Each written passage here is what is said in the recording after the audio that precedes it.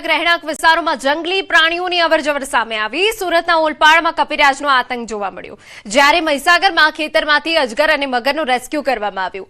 મુવાડામાં ડાંગરની રોપણી દરમિયાન મગરનું બચ્ચું દેખાયું, તો એન્દ્રા ગામે ખેતરમાં 8 ફૂટ લાંબો અજગરનું રેસ્ક્યુ કરાયું।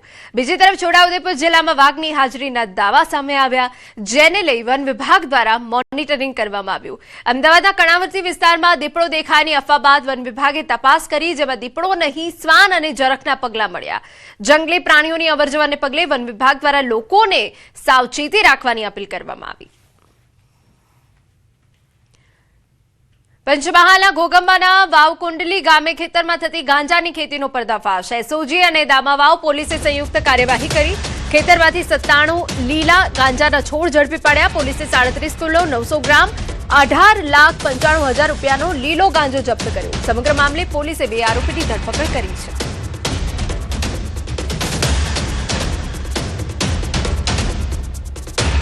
મોરબી જિલ્લા પોલીસ દ્વારા ખાનગી સ્કૂલ બસોનું સઘન ચેકિંગ હાથ ધરાયું। સ્કૂલ બસોના વારંવાર અકસ્માતો બાદ તંત્ર હરકતમાં આવ્યું। હળવદના સરા ચોકડી પાસે પણ સ્કૂલ બસોનું ચેકિંગ હાથ ધરાયું। નિયમોનો ભંગ કરતી બસો સામે દંડાત્મક કાર્યવાહી કરાઈ। ઉલ્લેખનીય છે કે હાલમાં જ હળવદમાં 2 બસોના અકસ્માત સર્જાયા હતા, જેથી વારંવાર થતા અકસ્માતો અને બેદરકારીના પગલે તંત્ર એક્શનમાં આવ્યું।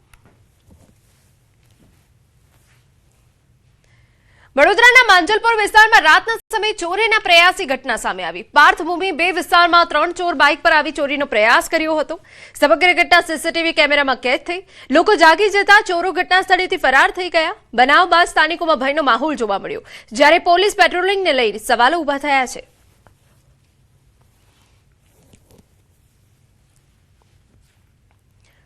જૂનાગઢ સિવિલ હોસ્પિટલમાં સિઝેરિયન ડિલિવરી બાદ 33 વર્ષીય પ્રસૂતાના મોતને લઈ વિવાદ સર્જાયો।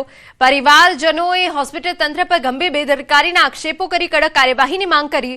પરિવારના જણાવ્યા મુજબ તબિયત બગડ્યા બાદ અનેક વખત હોસ્પિટલમાં સારવાર માટે પહોંચ્યા છતાં તેમને દાખલ કરવામાં આવ્યા ન હતા, જેના કારણે ઓપરેશનના માત્ર 15 દિવસ બાદ તેમનું મોત નીપજ્યું। જોકે હોસ્પિટલ તંત્રે આક્ષેપોને નકારી કાઢતા જણાવ્યું કે દર્દીને ડિસ્ચાર્જ ઓન રિક્વેસ્ટ હેઠળ રજા આપવામાં આવી, જ્યારે ફરી હોસ્પિટલ લાવવામાં આવ્યા ત્યારે તેઓ મૃત અવસ્થામાં હતા। સમગ્ર મામલે મૃત્યુનું સાચું કારણ જાણવા જામનગરમાં નિષ્ણાંતોની પેનલ દ્વારા પોસ્ટમોર્ટમ કરવામાં આવ્યું, અને હવે રિપોર્ટ આવ્યા બાદ સ્પષ્ટ થશે કે મૃત્યુ પાછળ તબીબી બેદરકારી જવાબદાર હતી કે નહીં। 15 દિવસ પછી અમે ટાંકા ખોલાવા ગયા। ટાંકા ખોલાવીને આવ્યા શનિવારે, રવિવારે મૃત્યુ થયું। પછી બેદરકારી ડોક્ટરની અમે કીધું હતું, તો એ મને કહેતા હતા કે આમાં છે ને 100 કેસમાં 1 કેસ અમારે બગડે। તો મેં કીધું મને જ કા સવાલ આવો કર્યો, તમારે 99 કેસ તમારે સુધરી જાય, તમારે કાઉન્ટર કરવું તમારે, તમારી બેદરકારી છે। મેં કીધું આગળ જાય પગલું ભરી। એથી પછી ટાંકા ખોલીને આવ્યા પછી ખાધું જ નથી, કાંઈ પીધું નથી, પાણી કે જ્યુસ કે કોઈ વસ્તુ। તે પછી પાછો હું ગયો લઈને, તો કીધું દાખલ નહીં થાય કે સારું જ છે।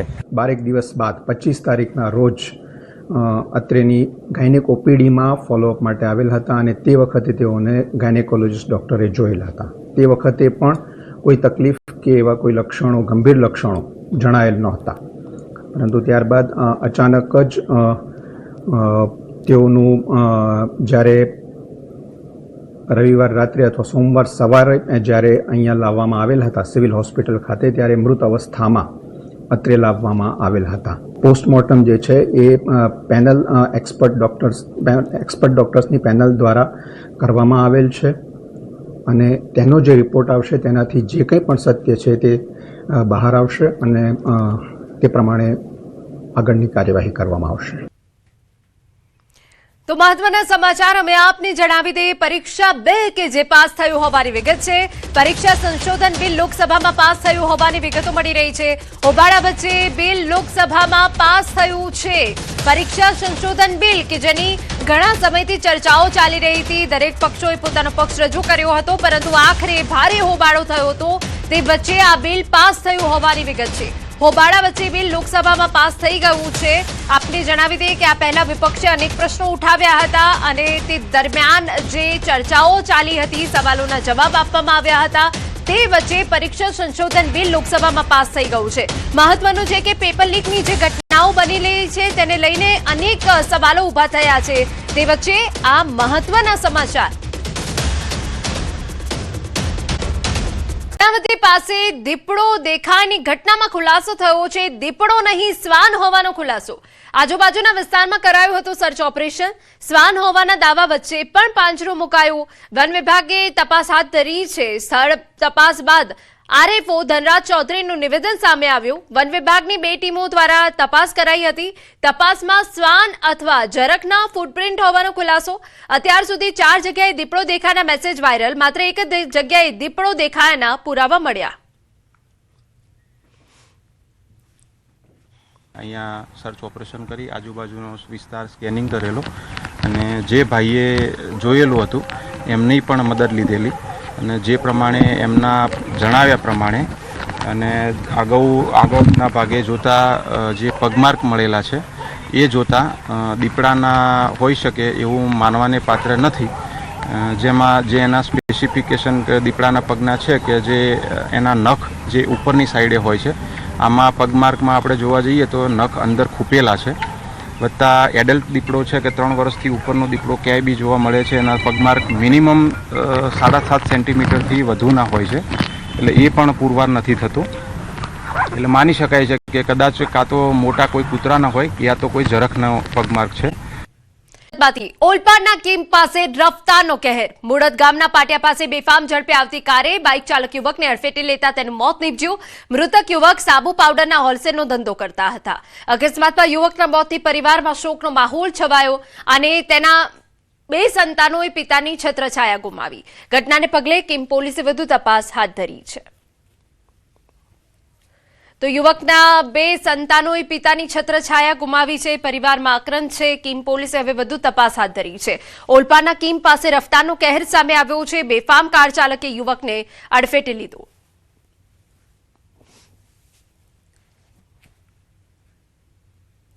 બનાસકાંઠામાં એસટી બસ અને રિક્ષા વચ્ચે અકસ્માતની ઘટના બની. પાલનપુરની ખરુડિયા ચોકડી નજીક અકસ્માત થયો. અકસ્માતમાં રિક્ષામાં સવાર 3 લોકોના મોત થયા, 2 ઇજાગ્રસ્ત થયા. ઇજાગ્રસ્ત સિવિલ હોસ્પિટલ સારવાર માટે ખસેડાયા. ઘટનાને લઈ પોલીસ ઘટના સ્થળે પહોંચી.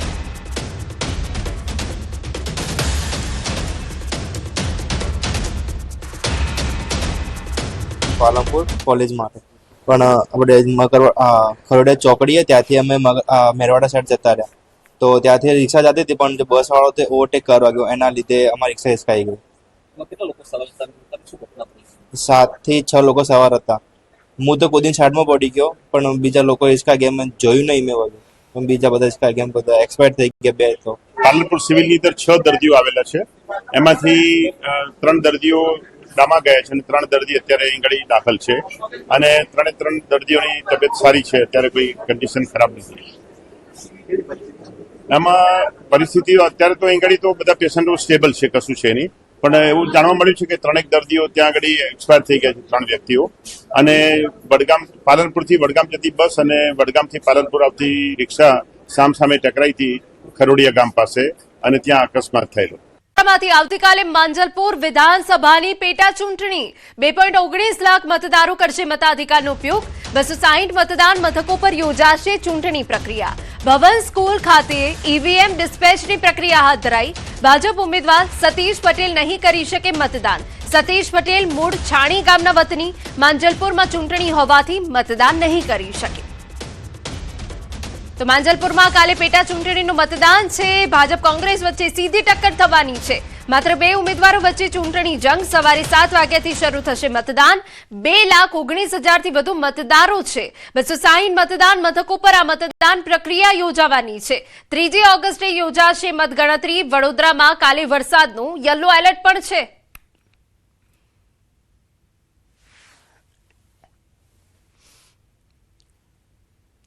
સતીશ પટેલ વિશે અમે આપને માહિતી આપીએ કે જેઓ લેવા પાટીદાર સમાજનો ચહેરો છે. મનપાની સ્ટેન્ડિંગ કમિટીના પૂર્વ ચેરમેન, પ્રદેશ કારોબારીના સભ્ય, વડોદરા જિલ્લા ભાજપના પૂર્વ પ્રમુખ, છાણી નાગરી સહકારી બેંકના ચેરમેન, ગુજરાત અર્બન બેંક્સ ફેડરેશનના ડિરેક્ટર છે. ભીખાભાઈ રબારી કે જેઓ કોંગ્રેસ તરફથી છે, તેમના વિશે જો માહિતી આપી દઈએ. ઓબીસી સમાજનો ચહેરો છે. 2 વખત કોર્પોરેટર પદે ચૂંટાયા, 1 વખત ધારાસભ્ય પદે રહ્યા. અમરસિંહ ચૌધરી સરકારમાં રાજ્યમંત્રી રહ્યા. શહેર કોંગ્રેસના પૂર્વ પ્રમુખ, ગુજરાત કોંગ્રેસના પૂર્વ ઉપપ્રમુખ. આપને જણાવી દઈએ માંજલપુર વિધાનસભા બેઠકના જે સમીકરણો છે તે યોગેશ પટેલના નિધનથી આ બેઠક ખાલી પડી હતી. 2008ના સીમાંકનથી અસ્તિત્વમાં આવેલી બેઠક છે આ. ત્રણેય ચૂંટણીમાં ભાજપના યોગેશ પટેલ ચૂંટાયા. પહેલી વખત યોજાઈ રહી છે પેટા ચૂંટણી. અને હવે જો જ્ઞાતિ સમીકરણ ઉપર નજર કરવામાં આવે તો પાટીદાર પ્રભુત્વ છે એ 14% છે, મરાઠી પ્રભુત્વ છે 12% છે. આવતીકાલે માંજલપુરમાં પેટા ચૂંટણી યોજાશે ત્યારે તંત્ર દ્વારા છેલ્લી ઘડીની જે તમામ તૈયારીઓ છે તેને આખરી ઓપ જે છે તે આપવામાં આવી રહ્યો છે. અને જો ખાસ કરીને વાત કરીએ તો 2.19 લાખ મતદારો જે છે તેઓ પોતાના મતાધિકારનો ઉપયોગ જે છે તે કરવાના છે. અને 260 જેટલા મતદાન મથક છે ત્યાં આ મતદાનની પ્રક્રિયા જે છે તે યોજાવાની છે. અત્યારે ભવન સ્કૂલ ખાતે જે ઈવીએમ ડિસ્પેચની પ્રક્રિયા જે છે તે કરવામાં આવી રહી છે. કલેક્ટર સહિતના જે પોલીસના ઉચ્ચ કક્ષાના અધિકારીઓ છે તેમના દ્વારા સ્થળ નિરીક્ષણ કરવામાં આવ્યું અને અહીંયા તૈયારીઓ જે છે તેને આખરી ઓપ જે છે તે આપવામાં આવ્યો છે. અને દ્રશ્યોમાં પણ જોઈ શકાય છે. અને ખાસ કરીને બીજી મહત્વપૂર્ણ વાત કરીએ તો આવતીકાલે જ્યારે ચૂંટણી યોજાવા જઈ રહી છે ત્યારે છાણી ગામના જે સતીશ પટેલ છે કે જેઓ ભારતીય જનતા પાર્ટીના ઉમેદવાર છે તેઓ જે છે તે પોતાના મતાધિકારનો ઉપયોગ જે છે તે નહીં કરી શકે કારણ કે તેમનું વોટિંગ જે છે તે છાનીમાં છે. અને આવતીકાલે ચૂંટણી જે છે તે માંજલપુરમાં યોજાવાની છે એટલે ભાજપના ઉમેદવાર ખુદ જે છે તે મતાધિકારથી વંચિત રહેવાના છે. અને કોંગ્રેસના જે ઉમેદવાર જે છે તેમના દ્વારા પોતાના મતાધિકારનો ઉપયોગ જે છે તે કરવામાં. આગળ વધીએ તો સહાયને લઈ અમદાવાદના મેયરનું મોટું નિવેદન સામે આવ્યું. રાજ્ય સરકારની જાહેરાતમાં સર્વેની કામગીરી શરૂ. વરસાદે પાણી ભરાવાથી થયેલા નુકસાન અંગે સહાય અપાશે. અમદાવાદવાસીઓને ટેક્સમાં પણ રાહત આપવાની વિચારણા છે. આવતીકાલે મળનાર સ્ટેન્ડિંગ કમિટીમાં નિર્ણય લેવાશે. લારી ગલ્લા સહિત દુકાનદારોની સહાય અપાશે. સુરતની જેમ જ આર્થિક સહાયની જાહેરાત. લારી, રેકડી, નાની કેબિન, મોટી કેબિન ધારકોને ઉચ્ચક રોકડ સહાય અપાશે. છેલ્લા ત્રિમાસિકનું જીએસટી રિટર્ન ભરેલ હોય તેવા દુકાનદારોને ઉચ્ચક ₹1 લાખની રોકડ સહાય ચૂકવાશે. જેમણે છેલ્લા ત્રિમાસિકનું જીએસટી રિટર્ન ભરેલ હોય તેવા અસરગ્રસ્તોએ વ્યાજ સહાય મેળવવા માટેની અરજી પેકેજનો ઠરાવ થયાની તારીખથી 6 માસ સુધીમાં અરજી કરવાની રહેશે. લારી ગલ્લાથી લઈ દરેક પેટર્ન ઉપર જે સુરતની અંદર જાહેરાત કરવામાં આવી છે એ જ જાહેરાત અનુસંધાને રાજ્ય સરકારે ગઈકાલથી તલાટીઓ દ્વારા અને બીજી એજન્સીઓ દ્વારા સર્વે કરવામાં આવી રહ્યો છે.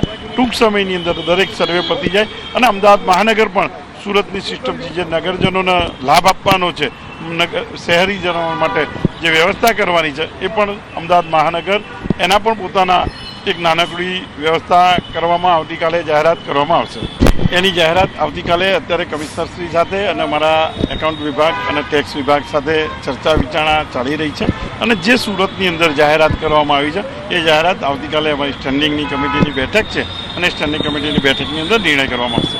એટલે અમદાવાદીઓને રાહત મળશે, ટેક્સને કોઈ રાહત આપવાની કોઈ શક્યતાઓ ખરી? 100% અમદાવાદને સુરતની અંદર રાજ્ય સરકારે જે જાહેરાત કરી છે અને રાજ્ય સરકારની જાહેરાત ઉપર સુરત મહાનગરે જે જાહેરાત કરી છે એ જ પેટર્નથી આપણે પણ અમદાવાદ મહાનગરમાં આપીશું. અમદાવાદમાં તાજેતરમાં પડેલા ધોધમાર વરસાદથી અનેક વેપારીઓને ભારે આર્થિક ફટકો પડ્યો છે. સરકારી સહાયની જાહેરાત તો કરી છે પરંતુ વેપારીઓનો આક્ષેપ છે કે જાહેરાત કરતા વધુ જરૂરી સ્પષ્ટતા અને ઝડપી કાર્યવાહી છે. અમદાવાદના ડ્રાઇવ ઇન રોડ પર આવેલા ઇન્દ્રપ્રસ્થ ટાવરની ગ્રાઉન્ડ ફ્લોરની અનેક દુકાનોમાં વરસાદી પાણી ઘૂસી જતા લાખો રૂપિયાનું નુકસાન થયું છે. સરકારે અસરગ્રસ્ત વેપારીઓને સહાય આપવાની જાહેરાત કરી છે પરંતુ નુકસાનના સર્વે અંગે હજુ સુધી કોઈ સ્પષ્ટ માહિતી આપવામાં આવી નથી.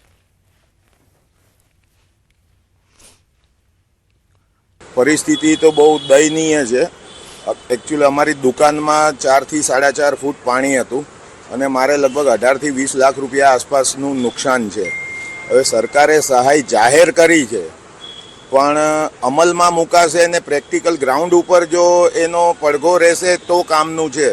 કારણ કે આજથી 25 વર્ષ પહેલાં 2001માં આવી રીતે જ પાણી અમારી દુકાનોમાં આવી ગયા હતા અને એ વખતે મારે 2,10,000 રૂપિયાનું નુકસાન હતું. ફોર્મ ભરીને આપેલા છે, હજી સુધી એનો કોઈ ઉકેલ નથી. આજે 25 વર્ષ સુધી એનો કોઈ ઉકેલ નથી આવ્યો કે અમને એ વખતે પણ કોઈ સહાય મળી નથી.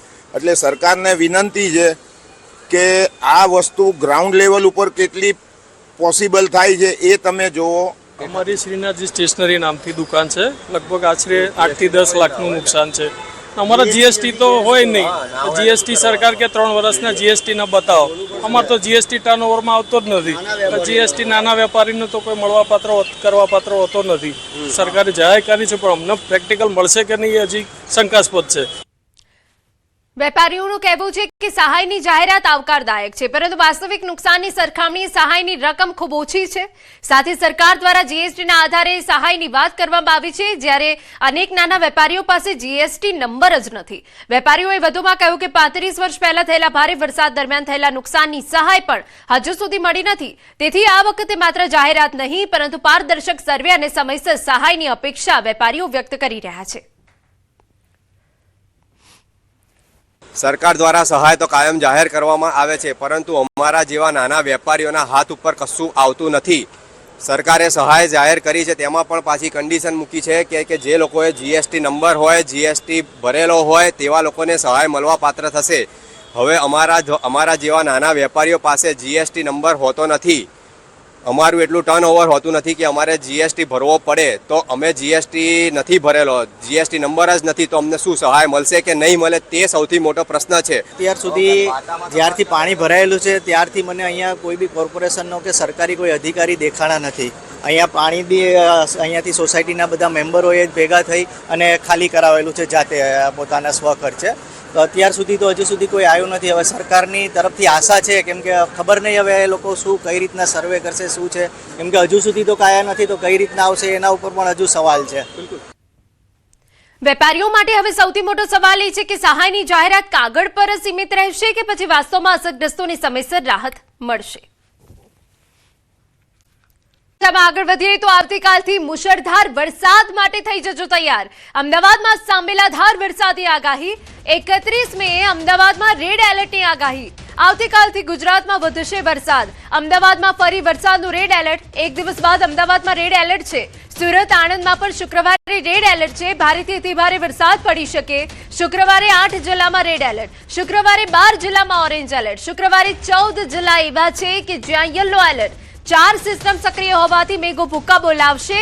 Deep depression, monsoon trough, shear zone, western disturbance સક્રિય છે. રાજ્યમાં સરેરાશ 15 ઇંચ વરસાદ, સામાન્ય કરતા 5% વધુ વરસાદ પડ્યો. कल के लिए एक का दुक्का स्थल में हेवी रेनफॉल का warning, heavy to heavy rainfall का वार्निंग दिया गया है ऑरेंज वार्निंग के साथ गुजरात रीजन में. और डे 31 अगस्त को heavy to heavy very heavy with extremely heavy rainfall का वार्निंग दिया गया है आइसोलेटेड प्लेसेस में गुजरात रीजन में. ડીપ ડિપ્રેશન છત્તીસગઢ આસપાસ પહોંચ્યું. 48 કલાક બાદ પણ હજુ મજબૂત સિસ્ટમ છે. ગુજરાત તરફથી દિશામાં આગળ વધી રહી છે ગતિ. મહારાષ્ટ્ર, ઓડિશામાં ભારે વરસાદ નોંધાયો. દર કલાકે 7 કિલોમીટર આગળ વધી રહી છે સિસ્ટમ. ગુજરાતમાં ધીમે ધીમે વધી શકે છે વરસાદની તીવ્રતા. કાલથી ગુજરાતમાં ફરી વેગ પકડી શકે વરસાદ. શુક્રવારે કેટલાક ઠેકાણે સાંબેલાધાર વરસાદ સંભવ છે. और फिर 1 अगस्त को वेरी हेवी ऑरेंज वार्निंग के साथ वेरी हेवी रेनफॉल का वार्निंग दिया गया है गुजरात रीजन में. सौराष्ट्र कच्छ के लिए day 2, day 3, day 4, 31 July and 1 अगस्त के लिए very heavy rainfall plus heavy rainfall का वार्निंग दिया गया है आइसोलेटेड प्लेसेस में. अभी आज जो येलो वार्निंग के साथ हेवी रेनफॉल का वार्निंग दिया गया है, इसमें है पंचमहल, दाहोद, माहीसागर और छोटा उदयपुर के लिए दिया गया है.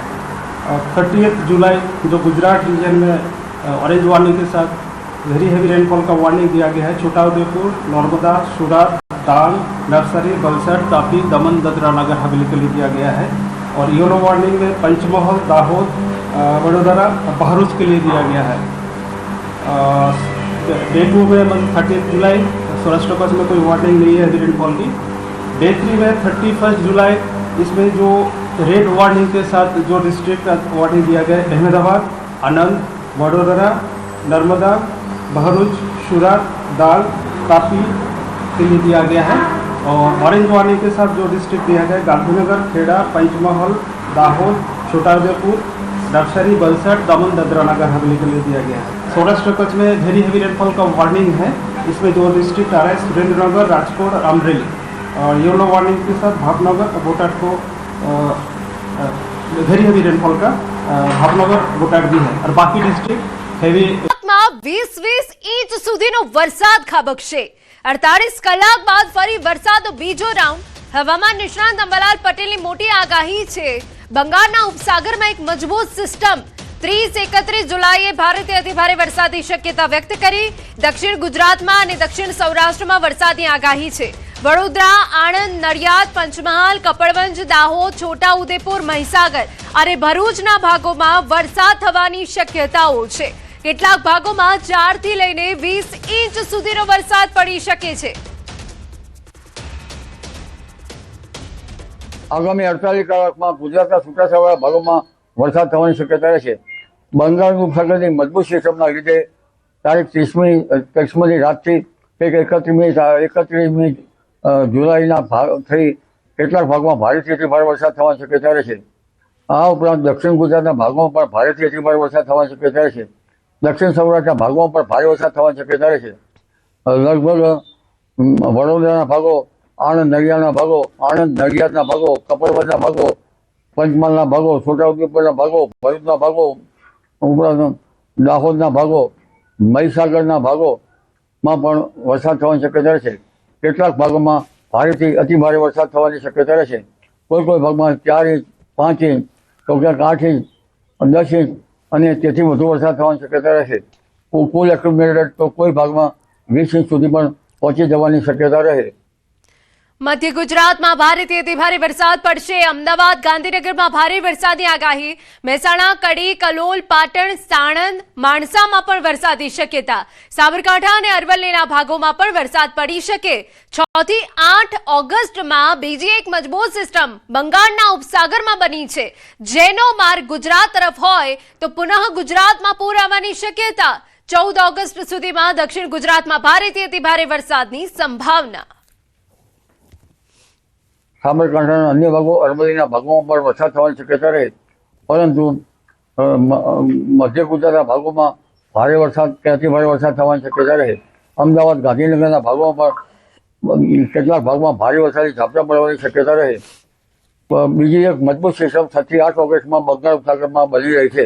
જો તેનો માર્ગ ગુજરાત તરફ હોય તો પુનઃ ગુજરાતમાં જળતરબોળ થવાની શક્યતા રહે। તારીખ 14 ઓગસ્ટ સુધીમાં દક્ષિણ ગુજરાતના ભાગોમાં તો ભારેથી અતિભારે વરસાદ થવાની શક્યતા રહેશે। આ તરફ રાજ્યના કેટલાક ભાગોમાં પૂર જેવી સ્થિતિ બની શકે। 14 ઓગસ્ટ નવસારીમાં ભારેથી અતિભારે વરસાદની સંભાવના। તાપી નદીની જળસપાટી વધી શકે। પશ્ચિમ સૌરાષ્ટ્રના કેટલાક ભાગોમાં અને કચ્છના ભાગોમાં પણ ભારે વરસાદી ઝાપટા પડી શકે। નવસારીના ભાગો અને દાહોદના કોસાના ભાગોમાં ભારેથી અતિભારે વરસાદ થવાની શક્યતા રહે। તારીખ 14 સુધીમાં તાપી નદીનું જળસ્તર વધી શકે અને કેટલાક ભાગમાં પૂરની સ્થિતિ પણ બની શકે। એટલે આ વરસાદી વારના કારણે ઘણા ભાગોમાં વરસાદ થવાની શક્યતા રહેશે। કચ્છના ભાગોમાં પણ વરસાદ ઝાપટા પડવાની શક્યતા રહેશે। પશ્ચિમ સૌરાષ્ટ્રના ભાગોમાં પણ ક્યાંક હળવા વરસાદ ઝાપટા પડવાની શક્યતા રહેશે।